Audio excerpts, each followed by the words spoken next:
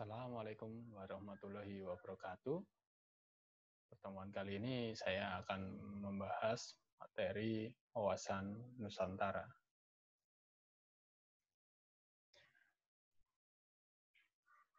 Wawasan Nusantara, ini sering sekali kita dengarkan istilah ini.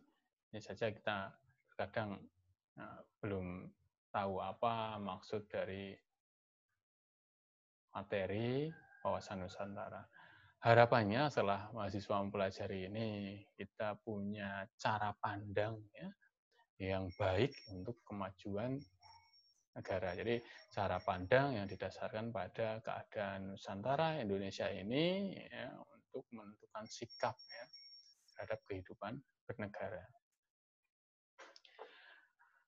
Wawasan Nusantara merupakan cara pandang ya, masyarakat Indonesia, bangsa Indonesia tentang keberadaan dirinya dan lingkungannya berdasarkan Pancasila dan Undang-Undang Dasar 1945, serta sesuai dengan geografi wilayah Nusantara yang menjiwai kehidupan bangsa dalam mencapai tujuan atau tujuan nasionalnya. Peran pentingnya mampu membimbing bangsa Indonesia dalam menyelenggarakan kehidupannya serta sebagai rambu-rambu perjuangan untuk mengisi kemerdekaan. Ini maksud mempelajari wawasan Nusantara supaya kita punya cara pandang terhadap diri kita dan lingkungan kita supaya mampu membimbing kita dalam melakukan segala aktivitas kehidupan sebagai upaya mengisi kemerdekaan. Faktor pembentuk, ya, faktor pembentuk wawasan Nusantara yang pertama geografis, ya, wilayah Indonesia terdiri ya, kurang lebih dari 17.508 pulau besar dan kecil. Jadi faktor geografis ini akan membentuk kita memiliki cara pandang, ya, cara pandang bahwa kita sebagai masyarakat yang beragam, ya, dari berbagai pulau ini memiliki keberagaman. Ya. Kemudian faktor pembentuk yang kedua adalah manusia. Ya. Bangsa Indonesia adalah kumpulan manusia dalam jumlah yang sangat besar. Ya. Nah, ini sifatnya sangat heterogen, ya, beraneka ragam, ya, plural. Ya. Di Indonesia saat ini terdiri dari lebih dari 270 juta. Ya. Nah, sensus penduduk tahun 2020 sedang dilakukan ya. Tahun depan kita sudah mengetahui jumlah penduduk terkini ya. Ini membentuk ya, kita punya cara pandang ya, bahwasanya manusia yang ada di Indonesia sangat beragam. Kemudian lingkungan ya, wilayah Indonesia berada posisi antara dua benua, dua samudra yang berbeda-beda karakternya. Lingkungan kita ini akan membentuk karakter masyarakat itu juga akan berbeda. Maka kita perlu memiliki cara pandang ya terhadap diri kita dan lingkungan kita, ya, lingkungan yang beraneka ragam ini supaya kita mempunyai pedoman dalam kehidupan bernegara. Unsur wawasan Nusantara ada wadahnya ya. Ini kumpulan pulau-pulau, ya, lautan yang akan membentuk negara kita sebagai negara kepulauan, ya, satu kesatuan wilayah. Ya. Kemudian yang kedua wujud ya, untuk wujudnya ya negara kepulauan ya, kepulauan Nusantara ya, yang mempunyai kedudukan geografis yang khas. Ya. Kemudian unsur tata laku ya, tata laku ya, ini mencerminkan jiwa, semangat dan mentalitas yang baik dari bangsa Indonesia. Jadi ini 3 unsur dalam wawasan Nusantara ya. Wawasan Nusantara dalam perspektif yuridis formal ya. Dulu aturan batas wilayah kita hanya 3 mil dari bibir pantai, kemudian dari deklarasi Juanda ditetapkan 12 mil ya. Kemudian ada zona ekonomi eksklusif 200 mil ya. Ini membuat wilayah kita semakin luas ya. Ini deklarasi Juanda ya. Deklarasi Juanda yang mendeklarasikan bahwa batas ya, wilayah kita yang awalnya 3 mil dari bibir pantai menjadi 12 mil ya. Sehingga ada konsekuensi logisnya ya, ya. Yang dulunya lautan ini sebagai pemisah ya. Lautan ini memisahkan antara antara pulau yang ada di negara Indonesia. Karena 3 mil ya, tipis ya. Setelah 12 mil akhirnya ketemu ya. Jadi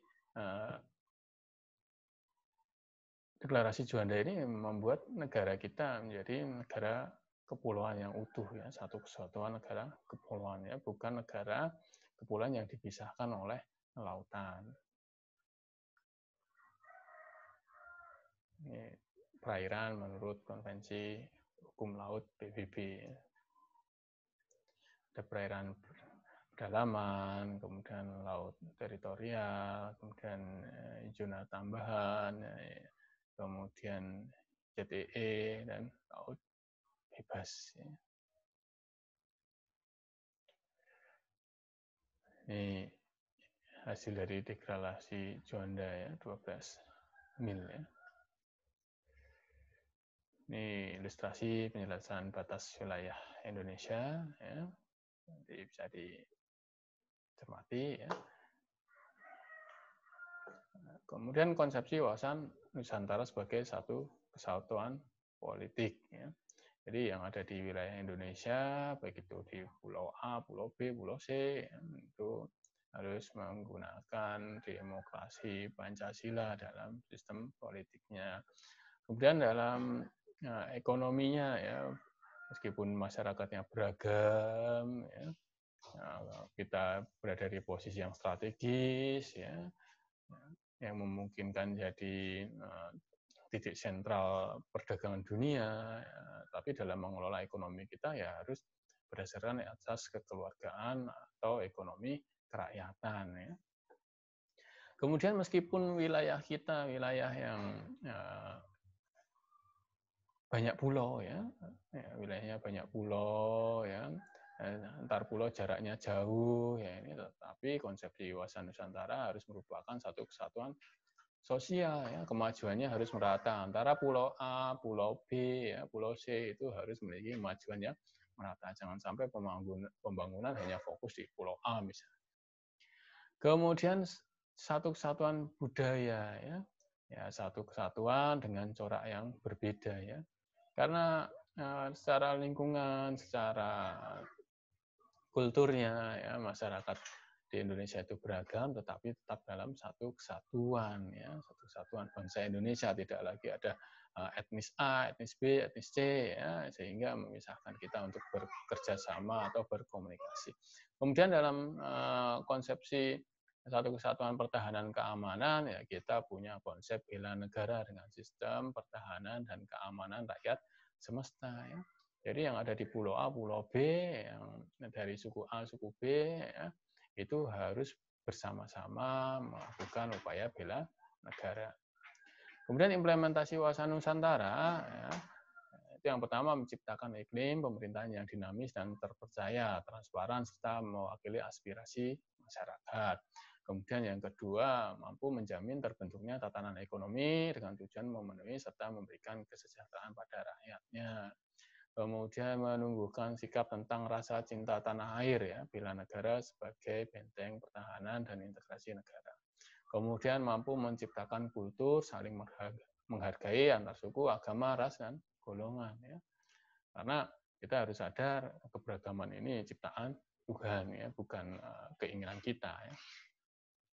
Kemudian peran penting wawasan Nusantara ini untuk mewujudkan persepsi yang sama bagi seluruh warga negara Indonesia ya. Sehingga kita punya cara pandang yang sama ya. Sehingga keberagaman ini mampu kita sikapi ya, dengan cara yang bijaksana ya, mampu menciptakan kehidupan yang dinamis, kreatif ya, dan mampu bersinergi ya, untuk menyesuaikan ya, perkembangan zaman. Kemudian mampu memelihara persatuan ya, berdasarkan wawasan Nusantara ya. Kita punya rasa satu nasib, ya, satu pengalaman sejarah yang sama, ya, pernah dijajah, ya, sehingga kita ingin merdeka secara bersama-sama, ya. Ini peran penting dari wawasan Nusantara. Ya, baik di Pulau A, Pulau B, Pulau C, ya, tetap saja satu kesatuan konsepsi ya, untuk bareng-bareng ya bersama mewujudkan Indonesia yang maju. Ya. Oke, jadi apapun perbedaan yang ada di Nusantara, ya, perbedaan wilayah, perbedaan lingkungan, ya, perbedaan adat istiadatnya, perbedaan budaya, ya, itu tidak menghambat kita untuk bersatu. Ya. Sampai di sini saja penjelasan singkat dari saya. Terima kasih. Ya, sampai jumpa pada pertemuan berikutnya. Ya, Assalamualaikum warahmatullahi wabarakatuh.